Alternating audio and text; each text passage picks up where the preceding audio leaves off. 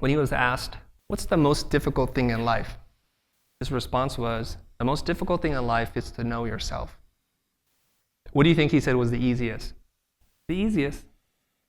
To give advice. Okay, so let's look at Maslow's pyramid. You guys are familiar with Maslow's hierarchy of needs, right? So at the bottom is food, water, shelter, clothing, sleep. And then there's safety and security in the form of a job, home, social structure.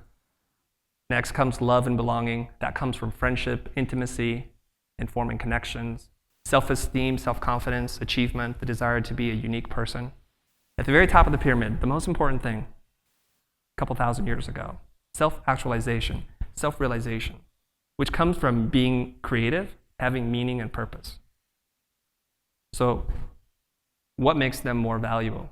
Not the experience, portfolio, awards, education, staff, or studio size, which is oftentimes the answer I get when I ask this question. It's their ability to help others find their meaning and purpose. Because if that's the most difficult thing, is to know yourself. If you can help somebody know themselves, I would think that that's pretty valuable. And this can come in any form. Like if you guys make podcasts, if you produce video or animations, you can tell their story. You can help them to get to know themselves and tell that story. It can come in the form of an identity system. Some people refer to that also as branding. It can be expressed digitally, as in a website, or maybe on social media. How do you help somebody know themselves? It's through asking questions. So here's the first bit I want to drop on you. Your value is determined by the quality of the questions that you ask. Let me say this another way. The questions that you ask demonstrate your knowledge, experience, confidence, and therefore your expertise. So let's figure out what are some low value questions and some high value questions.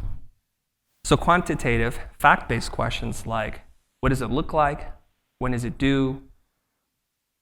What's the budget? They're all important for getting that job done, but tend to be the lower value questions. These are the kind of questions I asked as I was embarking on my career. I just wanted to know the facts, okay? This will lead to checklists. And those of you guys that were part of the session yesterday, these are helpful, but can be pedantic, which is the word I was looking for, like overly concerned with the details. So let's go a level up. So this is my value scale there. So at the bottom is the minus sign, at the top is the highest. So we're moving above middle right now. Qualitative questions tend to be higher value. They are like, how did you come up with this idea? Describe how this looks in your mind. And how will you judge if this is successful? These are open-ended questions, and they invite the client to collaborate and participate with you. It also starts to change the dynamic that you have with your client. Because the first set of questions, the what, the detail questions, make you an order taker. Like, do you want fries with that? Like, you want it to red. You want it to be red. What shade of red do you want? How big should the typeface be? Should it be 68 points or 72 points? Right? So we've all maybe have had experienced one point in our life, and if you haven't, you're blessed to have a client want to sit down next to you, or move the camera for you, or whatever else it is that you're doing. So this is how they see you, as hands for creative work. So those are pretty good questions. Can we do better? I think so. The high value questions get to purpose. And they tend to cause people to be more reflective. Like the kind of questions I've been asking you guys.